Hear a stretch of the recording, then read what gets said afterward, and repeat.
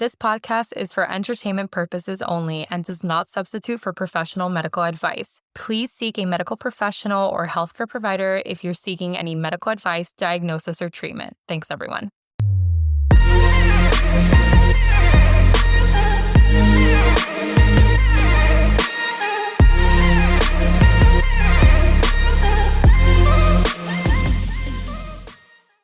I love this. It's so cute. She in. When is the last time I saw you wear some colorful colors? I know. It's been a bit.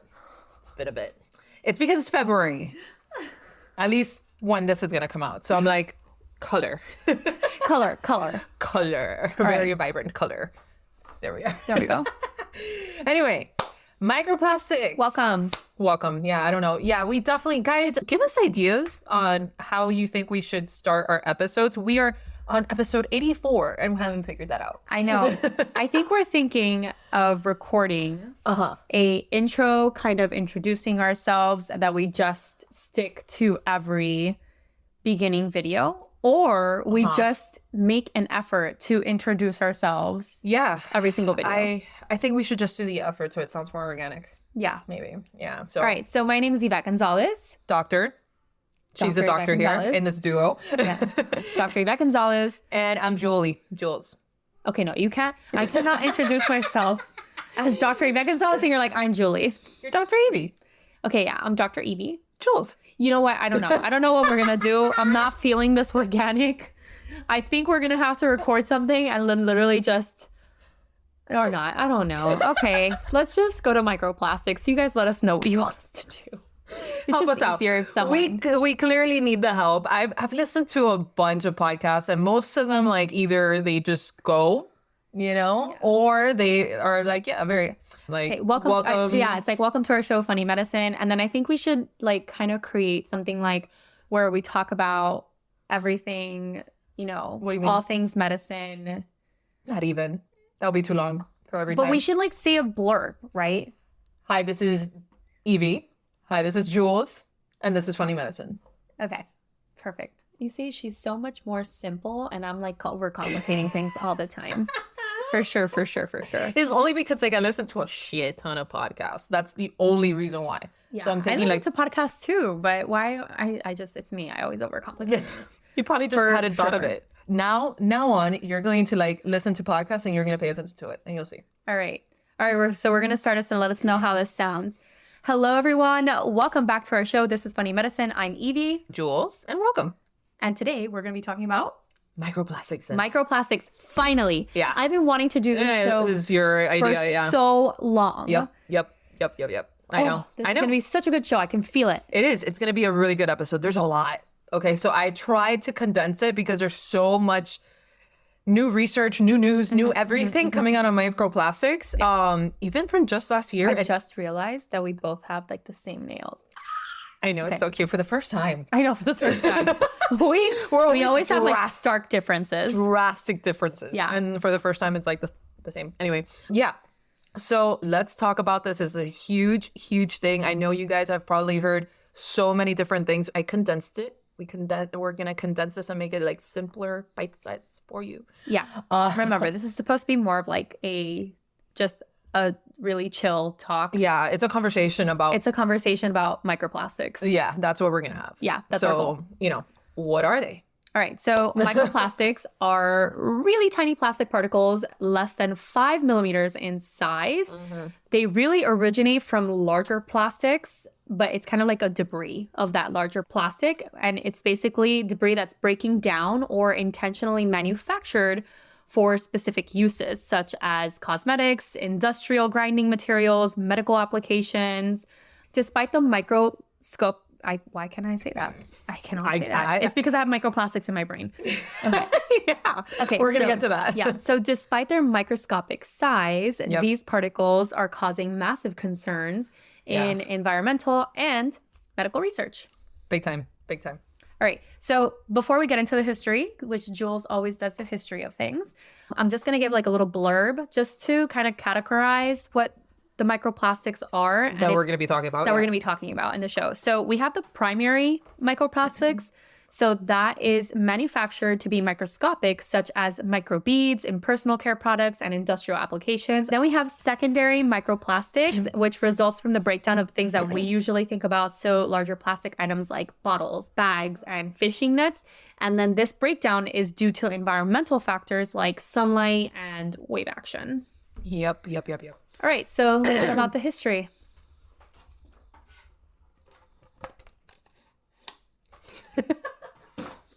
I want to introduce like more like thingies. If that makes sense, it doesn't actually. Anyway, so history of how, just history of plastic, right? So let's start with how is plastic even freaking made? Okay. Julz did a lot of research in I did. microplastics, by the way. I did for like about 2 years or a year and a half at minimum on microplastics, how it actually like was degrading. And that was back in 2013, 2014. So it was just like pretty much in the beginning of people even like wondering what the hell is going on. And that's when people were noticing like how much freaking plastic there is in the ocean. Yeah. And they're like, maybe we should be worried about this. That was in the beginning of all of that. So anyway, so plastic is made by chemically altering raw materials derived primarily from fossil fuels.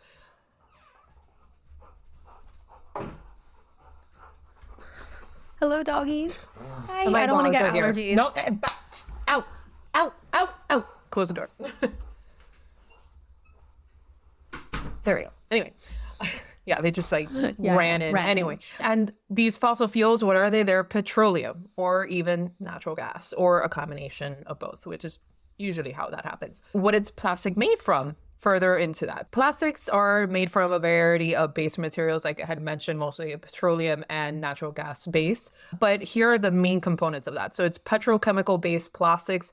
They're derived from petroleum or natural gas, as I had mentioned, or bioplastics, which is like the new kind of, I guess, technology, you could say, new product that's coming out there. And these are derived from renewable resources like corn, starch, sugarcane, or vegetable oils. So they're more biodegradable because the other ones that are like from natural gas and petroleum based, those are the ones that we're talking about that they're pretty much like impossible to break down once they're made. So the first uses of plastics, it was all the way back in 1862 and it was called Parkesine. And it was used as a substitute for expensive natural materials like ivory, tortoiseshell, and horns. Then there was in 1907, Bakelite, used in electrical insulators, radios, and other household items like that due to its heat resistant and non-conductive properties, right? So we're talking about like the beginning of when electricity was being made. And, you need to be careful not to make a electrical fire. Yeah. And that's where they came up with that. The term microplastics was first coined in 2004 by marine biologist Richard Thompson, who discovered these particles accumulating in marine environments. However, the origins of microplastic pollution date back to the mid-20th century when the mass production of plastics was starting. By the 1970s, researchers were already finding small plastic fragments in ocean samples, but it took decades for the scale of the problem to actually be like widely recognized and be a concern. So since Thompson's discovery, studies have documented microplastics in nearly every corner of the earth, from the deepest ocean trenches to like the peaks of the mountains you would never expect them to, to be found. As somewhere that's so natural and remote, having plastic in it. It's just insane. Yeah. This is how insane it is. So the deepest part of the ocean is the Mariana Trench, and specifically inside that deepest part of the ocean, there's the deepest part of that deepest part of the ocean, and it's called the Challenger Deep. And that's approximately 36,000 feet deep. And for those of you that go in meters, that's 11,000 meters. Yeah. Below the sea level. Researchers discovered plastic debris there. Yeah. Including a plastic bag. Stop. Oh my God. 36,000 feet below the sea level, there is a plastic bag. I want to know where that was from. Was that from Target? I know, right? Like, what the hell? Yeah, exactly. God, can you imagine? Can you imagine? You have your little robot.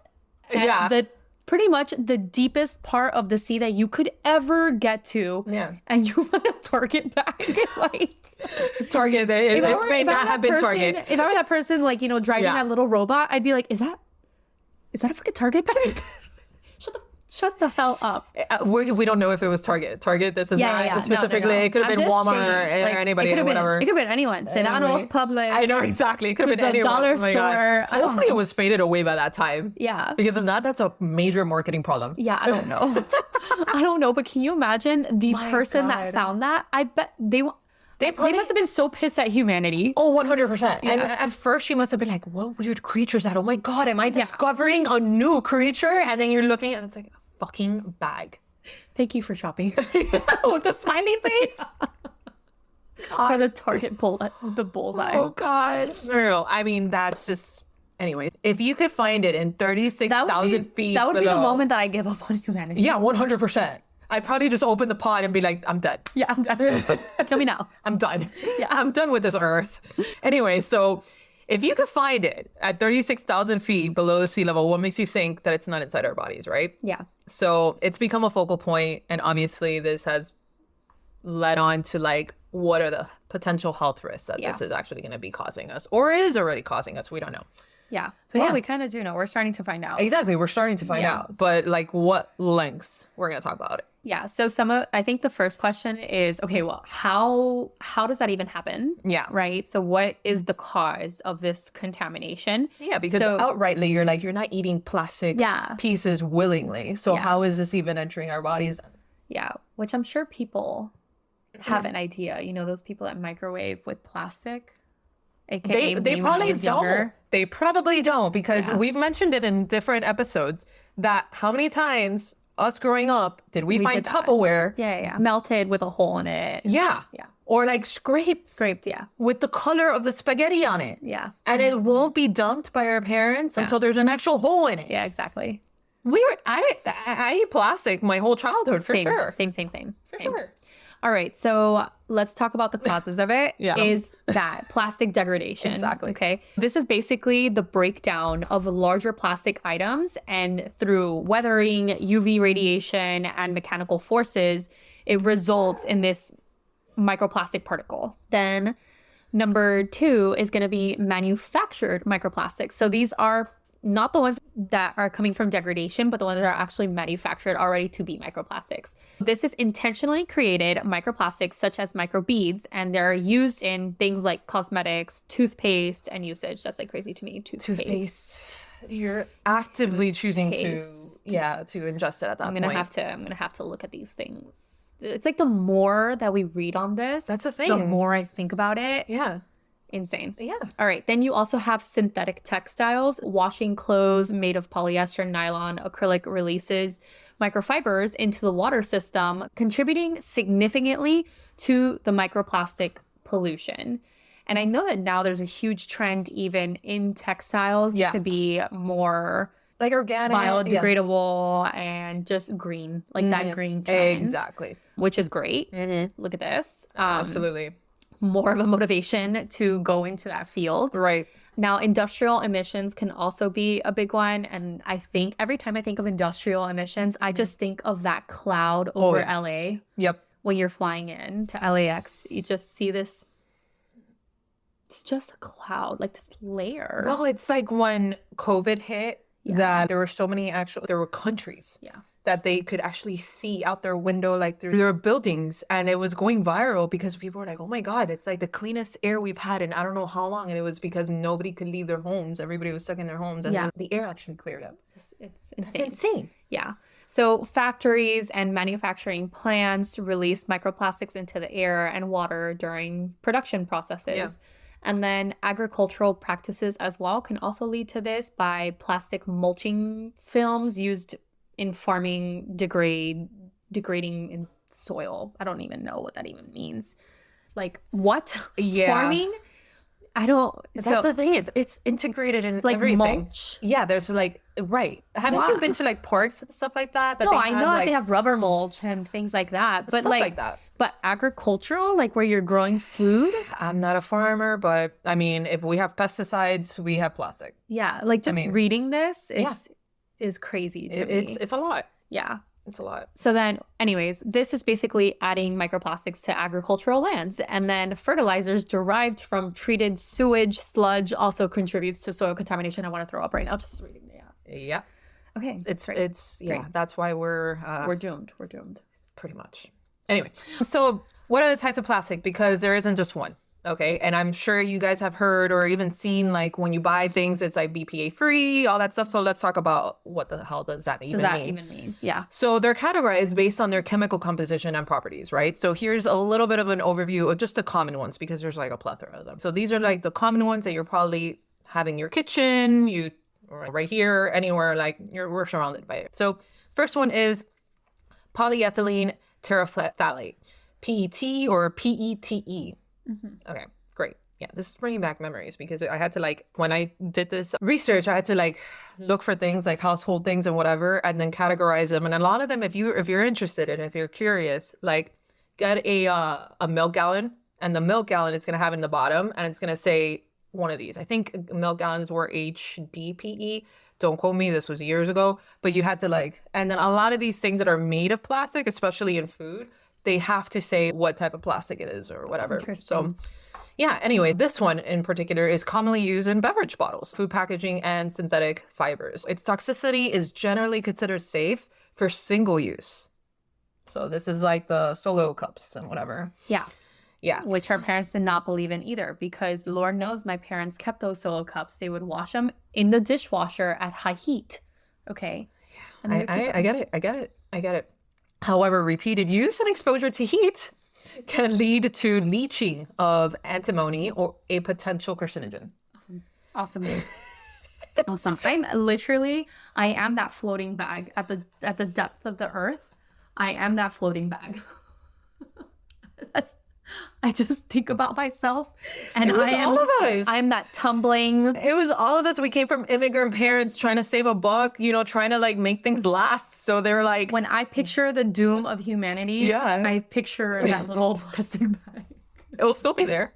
It'll be gone, and they'll be there. It'll be there. Exactly. For sure. That's for sure. Anyway, yeah, I was right. There we go. High density polyethylene, so HDPE. So the use is milk jugs, like I had said, detergent bottles, and piping. So it's like that thicker, less like transparent type of plastic looking thing. So toxicity. So it's regarded as one of the safer plastics, minimal risk of chemical leaching. And then you have polyvinyl chloride, PVC. Obviously, this is found in pipes, vinyl flooring, and shower curtains. So this is more of that hardy one. It contains harmful additives like phthalates and heavy metals, which is great because most of our water, for everything comes through PVC. PVC, yep. Yeah, that's great. So PVC is associated with significant health risks due to its chemical composition and release of toxic substances during its life cycle. Wonderful. And here in Miami, that it's mostly hot like death. Yeah. So it's just being heated, and then we bathe in it and do everything with it. Floating bag. Floating bag. Exactly. I am a floating bag. Exactly. Mind you, we had to get rid of like cast iron and all that because apparently it was bad and it bursts and stuff like that. Well, it was bad because it wouldn't have functioning plumbing. But then we switched over to PVC. That's exactly what I did. Yeah. Awesome. So did I. Great. Well, all of us with modern day plumbing. But like at the end of the day, like, okay, like that's like, I wish we had a system where we can separate our water from our plumbing. We used to have copper. I know we used to have copper because we had, like, in my 1940s home, it used to have copper. Yeah. But that was also bad too. Because of its like degradation. Of course. I think what we're going to have to do is just like switch over to, which is why we went to PVC, because PVC lasts forever. Yeah. Which I think is why people are really into like the water filters. Oh, 100%. Things like that. Yeah. Yeah. Okay. Yeah. Anyway. All right. Which the water filters are also made out of plastic. Anyways. Got it. We're plastic bags too. Yeah, exactly. Anyway. So low density polyethylene, LDPE, what we are made of. Uses plastic bags, cling wraps, and squeezable bottles. So these are the more malleable type, the thinner type. They're considered relatively safe, low risk of leaching harmful chemicals. There you go. Not like PVC, unfortunately. Then we got polypropylene, so PP. And these are the food containers that we ate all of our red sauce spaghetti from. He's having an existential crisis right now. I really am. I'm just thinking about all the plastic. As you're reading this, I'm thinking about all the plastics. Everywhere, dude. Yeah, and this is how I get every single time that we read a microplastic thing. I know. I go home and I'm like, oh my God. Yeah. Anyway. Don't get me wrong. I don't think all plastic is bad, but when it does come it's clearly not, but yeah, when it does come to us and ingesting it, that's the problem. That is the problem. Yeah. Yeah. So it's toxicity. These food containers, PP, generally considered safe. No potential for chemical leaching unless you wait for the hole to be borrowed through for overuse. Anyway, next is polystyrene, so PS. And those are the disposable cups, food containers, and insulation materials. So it's like the, oh my God, what are they called? The white cups. Oh, styrofoam cups. That. Yeah. Is that, okay, what's that? Yeah, I am a weirdo, so I was probably that weirdo. But anybody else that did this ridiculous thing, let me know. Did you used to like grab it and bite on it? No. Styrofoam cups? No. Yeah, I'm made of plastic, dude. I would actively like eat it? No, I like chew on it. Oh no, I never. I would never swallow it, but I would chew on but you it. would chew on it. No, I never did that. Yeah. Awesome. Anyway, so toxicity can leach styrene. That's great. A possible human carcinogen, especially when heated, associated with health risks upon prolonged exposure. And lastly, just other ones that I'm going to briefly mention, which are like polycarbonate and polylactic acid. There we go. Yes. Includes a variety of plastics used in applications like baby bottles, fucking great, electronic casings, and medical devices. All right. So some like polycarbonate can release BPA. And that's an endocrine disruptor linked to various health issues, which is the one that you see on almost everything these days is like BPA free. Yeah. That's why. Mm-hmm. All right. So let's talk about the most toxic plastics. Yeah, out of these that we mentioned. Yeah, so out of all of those, there's a lot of plastics that we just mentioned, okay? But out of all of those, let's talk about PVC, which tends to be the one that is often considered the most hazardous, and I think the one that actually people know the most. Unfortunately, yeah. Yeah. So the reason why it's so harmful is because the content of harmful additives and the release of the toxic substances throughout its life cycle. Additionally, plastics containing BPA, such as polycarbonates, pretty much pose a significant health risk due to their endocrine disrupting properties. It's really important to note that the toxicity of plastics can be influenced by factors such as exposure to heat, duration of use, and also the presence of other additives, which is really hard to keep track of if you really think about it. Yeah, like how? I know. I'm not, I read a list of things and how am I supposed to know what's good, what's not? It's really hard. Of course. So being informed about the type of plastics and their associated risk can really help making safer choices and for health and environmental reasons. Yeah. So basically, like, point of that is stay away from PVC and BPA as much as you can. But then again, everything at least into the house comes in through PVC piping. Yeah. I mean, awesome. Yeah, it's great. Yeah. All right. So how does it enter into the body? Obviously, I think the most common one that we think about is ingestion. Mm-hmm. It's basically contaminated food and water that are major sources. Studies have found microplastics in seafood, table salt, bottled water, and even beer. Inhalation, we have an episode about this. Yes. So inhalation, airborne microplastics from synthetic fibers, vehicle tires, and industrial emissions can also be inhaled and deposited into the lungs. And then dermal contact, while less studied, there's actually potential for microplastics to be absorbed through the skin, especially from cosmetic and personal care products containing microplastics. I don't understand why this is less studied. I feel like it should be even more studied. Well, there was actually just an article that came out. Mm-hmm. I mean, I can't believe I didn't include it here. Anyway, but check it out. I'm sure that everybody that has social media did see it, that our watches have a particular type of plastic. I'm not sure which one it is because I didn't read into the article, hence why it's not there. But apparently smartwatches, that's a big one for going through the skin because we're wearing it the whole time. Mm-hmm. We're sweating with it. We're doing everything with them. And apparently there's some studying or something like that about us getting it through those watches. Interesting. And I live with my Apple Watch. Right now I don't have it on by a miracle, but it's always on me. Today. I'm starting to wear my Apple Watch again.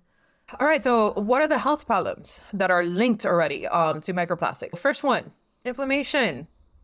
Mm-hmm. Yeah. So research indicates that microplastics can cause chronic inflammation, which is a really bad one, obviously, because if you have inflammation, just acute inflammation, like you cut yourself, you hurt yourself, you fell, whatever, that's normal. Yeah. But it's when it becomes chronic that's the problem. Which leads to more aging. Check out our episode exactly on longevity and preventative medicine. 100%. Anyway, so research indicates that microplastics can cause chronic inflammation, particularly in the gut lining, due to their physical properties and chemical additives. Next up, you have hormonal disruption, like that BPA that we were talking about. Many microplastics contain endocrine disrupting chemicals, short EDCs, like BPA and phthalates, which interfere with hormonal balance and are linked to reproductive issues and metabolic disorders. There was actually like a big trend happening last year and the year before that about like hair products, like shampoos and all that stuff that had phthalates. Yeah. And to stay away from it. That's where phthalates comes into mind for me. Next up, you have oxidative stress. Studies on animals and cell cultures have shown that microplastics can cause oxidative stress, damaging cells, DNA, and proteins, potentially leading to chronic illnesses down the line. And then the big one, cancer risk, right? Some chemical additives in plastics are known as carcinogens, and prolonged exposure to microplastics can increase your cancer risk. And you also have immune system dysfunction. So microplastics have been shown to suppress immune responses, making the body more vulnerable to infection and diseases. And then you have respiratory issues, because she just mentioned inhaling microplastics, right? Which can accumulate in the lungs, causing irritation, inflammation, and potentially respiratory conditions. Yeah. Which is nuts.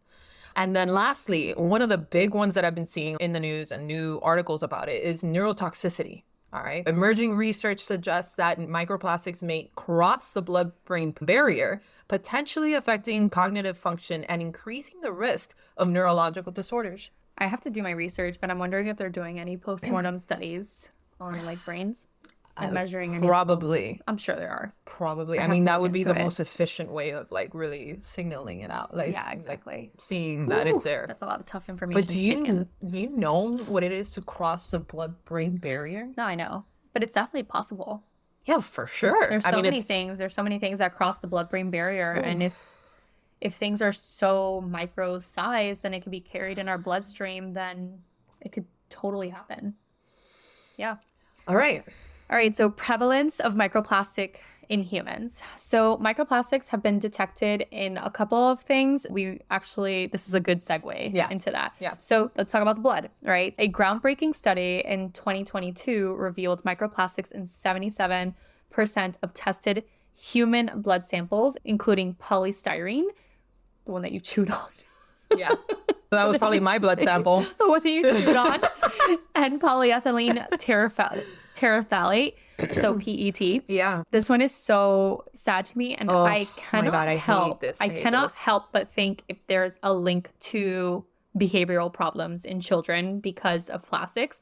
Yeah. So in the placenta, detected in placentas of pregnant women, raises concerns about prenatal exposures, potential developmental effects on fetuses, and what about behavioral problems in children after? Because then you could see like all these more detected behavioral problems and all that. And then when was plastic more introduced into our daily lives? I think this should totally be studied and do a retrospective study. It's almost like chronologically perfectly aligned. Exactly. And I think this is something that could receive a lot of popularity. Yeah. And I think there would be many more than willing patients to discuss their prenatal lifestyle practices and see if in the end of the outcome, if we can find a linking or a common denominator. I know. I agree. I agree. All right. In feces as well, which Julz had kind of already mentioned before, but microplastics have been found in stool samples worldwide, including those in babies and infants who are exposed to microplastics from baby bottles and toys, which is why a lot of people actually prefer glass bottles instead. Yes. Or silicone bottles. Or silicone bottles, exactly. Also breast milk. So recent studies have identified microplastics in breast milk, raising alarm about early life exposure.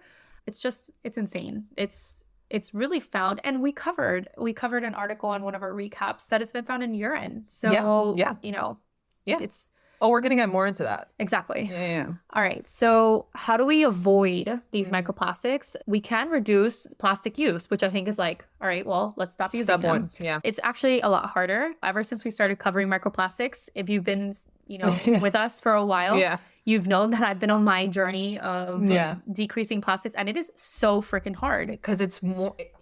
until you notice it and Yeah. you start actively trying to reduce it, you don't notice how prevalent it is in your Yeah, life. even my Tupperware that I changed to glass, the top is still plastic. Yeah. I don't, now in the microwave, what I do is that I don't heat it Exactly. with the plastic on top.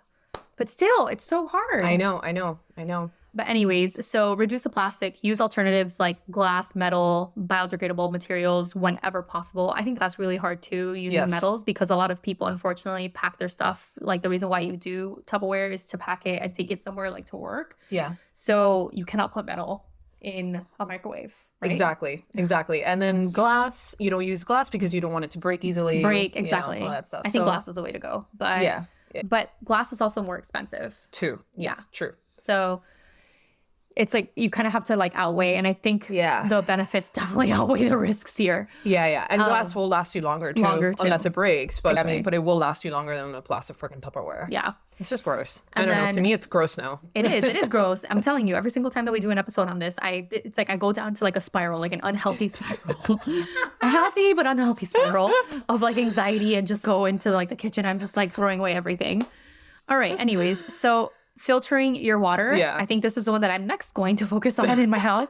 Invest in high quality water filters capable of removing microplastics, such as reverse osmosis systems, which we have talked about Yes. as well on our Yes. podcast before. Eating fresh, so avoid packaged and processed foods, which are more likely to be contaminated with microplastics. This is where I'm talking about the link to behavioral. And again, this is just my pediatric brain talking. But this is where, and again, this can roll over into the adult world too. We're talking about plastics, microplastics potentially being a culprit in behavioral problems in children. And like this, one of the things that we recommend for kids to have behavioral problems, and I'm not just talking about maybe like the most common one, ADHD Yeah. or autism, just Right. anything, right? One of the recommendations is less sugar, less processed foods. Exactly. So what if we connected that? Less processed foods means less plastic, less microplastics. It's just like this like connection that I keep on making. Yeah. The first culprit that comes into mind is, which is trash anyway, but like the craft singles, Yeah. they come wrapped in plastic. Yeah. Mhm. You know, which there was actually like a study that came out of like how much plastic is actually in each of those slices, Yeah. you know, from after you wrapping it up. Exactly. So it's just like, if your food's in plastic, like, then I think again, the salad, like salad bags, there's so many things in your Yeah. food that come From packaged in plastic. So Exactly. And don't get me wrong, like I'm not trying to sit here and be like, oh my God, no, I don't have plastic or anything like that. Listen, I mean, I'm the first person that Yeah. I will, you have to. yeah. Like, it's it's everywhere. exactly. It's you know? everywhere, and been there, done that. Yeah. You see Lunchables all the time. So, I mean, talk about plastic and processed foods into one. Exactly. Yeah. So, I would still eat. I think I ate Lunchables like a couple of months ago. yeah, no. Let's be that's- honest. Yeah. So that's the thing. We're not trying to sit here and be like, oh my God, you know. No, everyone is guilty here. 100%. Yeah. 100%. But yeah, so eating fresh might actually be a good choice, or maybe this is just another reason to Yeah. eat fresher foods. Yes. Avoiding synthetic fabrics. This is really hard. So opt for natural fibers like cotton, wool. Every time I think of wool, I think itchy. So I'm just like Itchy. itching just thinking about. Cotton. But Just cotton. Man. yeah, exactly. Use microfiber filters in washing machines to trap the synthetic fibers. That's another way. And also just advocate for change. Yeah. Support legislation banning single-use plastics and promoting sustainable practices. And that's something that we really don't pay attention to, but using our voices to make these changes Yes. is really, really helpful. Yes, absolutely. So the future of medicine and microplastics, right? Because we're like, our past is pretty much doomed, right? Exactly. So the more you think about it, the worse it is. So let's talk about the future. Let's get better detection methods, right? So scientists are developing advanced technologies to detect microplastics in biological tissues and fluids with greater precision. If you could detect that blood sample or whatever, you could be like, well, it's a little high now. Kind of like a cholesterol screening. Yeah. Kind of integrated like that. Next, you have therapeutic solutions. So research is underway to explore more treatments, such as using antioxidants. There I go again, like Mediterranean. Antioxidants to combat the oxidative stress caused by microplastics. Then you have regulation. Increasing awareness is prompting governments to implement stricter regulations on plastic production and usage. For example, the European Union is working to ban intentionally added microplastics in cosmetics and other products. That's a great first step. Then last, especially since it's something that we put on our face, and we just talked about the fact that there's not a lot of research into the like transdermal, so basically going through the skin. Exactly. And that's perfect. Literally what you do with makeup, you put it on the skin. Right. And then lastly, you have nanoplastics research. So the effects of even smaller particles known as nanoplastics are being studied to understand their potential to penetrate deeper into human tissues. Yeah. And now let's talk about a little bit about the latest news of microplastics, because I've kept on mentioning it and there's so many. I just got a few clips that you probably have heard of because they were pretty mainstream. Go ahead. So, according to an article published in The Guardian on June 2024, so this is basically a recent study conducted in Jinan, I hope I'm saying that right, Jinan, China, which basically analyzed the semen samples of 40 healthy men undergoing premarital health assessments and found microplastics in every single sample. Okay, so they detected microplastics including common types such as polyethylene terephthalate, which is the one that we said that was found in blood samples and everything. The study's authors emphasized the need for further research to understand the potential implications of microplastics contamination on human reproductive health. And then a recent mouse study also published in Nature on January 2025 has revealed that microplastics can obstruct blood flow in the brain. Not good. Yeah. Leading to potential neurological damage. Wonderful. Yeah, like, hello, hi, we need blood flow to healthy, it's just to all work, bad. to literally work. It's all bad. So the research demonstrated that tiny plastic particles can actually accumulate in the brain tissue, causing obstructions, so little blockages that may impair cognitive function. Not good. And if you've heard our dementia talks and our Alzheimer talks, a lot of the reasons why we have these cognitive declines is because of these groups of clumps of different things, the tau proteins and all these things. This is kind of like that. Yeah. Except of plastic. Terrible. It's just, it's all bad. It's really all bad. Yeah. And then another one, a comprehensive review by researchers at the University of California, San Francisco, analyzed approximately 3,000 studies and found that airborne microplastics may contribute to serious health issues, including lung and colon cancers, which our age group is seeing an incredible amount of it right now, which is very odd. And people are kind of wondering where the hell is that coming from? Yeah. As well as male and female infertility. Awesome. Great. These tiny particles originating from sources like degrading garbage and tire wear become airborne and then can be inhaled, leading to chronic pulmonary inflammation and other health problems, obviously. The more you think about it, the worse it gets in your head. And then also there was a study published in the New England Journal of Medicine found microplastics and nanoplastics in carotid artery plaques. Awesome. So in arteriosclerosis, suggesting a potential link between these particles and cardiovascular disease. The research indicates that microplastics may contribute to the development of I just said the word. Arteriosclerosis. I literally had just said it. Atherosclerosis is another way to say it. There you go. A condition characterized by the buildup of plaques in the arteries, which can lead to heart attacks and stroke. Yeah, and you don't want to have a heart attack and you don't want to have a stroke. Bottom line. It's clogging our arteries. Yeah. This is another one that I just hate, but I can totally see this. It's the seafood contamination. It's in the ocean. It's in the Mariana Trench. Yeah, exactly. There it is. There it is. There's a bag. Plastic bag. There's a killer. A 2023 study found that microplastic levels in seafood like shrimp and mussels are higher than previously estimated, posing risks to consumers. Then you have urban air pollution. Newer research shows that cities have alarmingly high levels of airborne microplastics with potential links to respiratory disease. Check out our episode on toxic inhalants. Policy developments. This is kind of where we say advocacy plays a huge role. The European Union recently proposed a ban on microbeads in personal care products and stricter regulations on industrial emissions of microplastics. So, hello, United States. Let's get on that bandwagon. Yeah, please. And then microplastics in rainfall. Yeah, okay, guys. It's in the air. It's going to get absorbed then. Like, really think about that. Rain, which is one of the most pure, natural things that can happen in our ecosystems. Just rain. Not anymore. Studies in remote regions, including the Arctic, have found microplastics in rainfall, demonstrating their global spread. Hello, hi, how are you? Open your eyes, everyone. It is a real thing.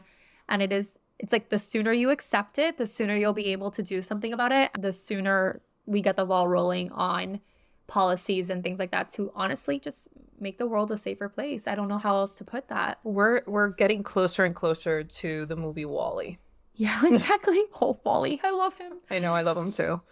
Yeah, so a couple of interesting facts because, let's just add some more to there. So plastic and salt.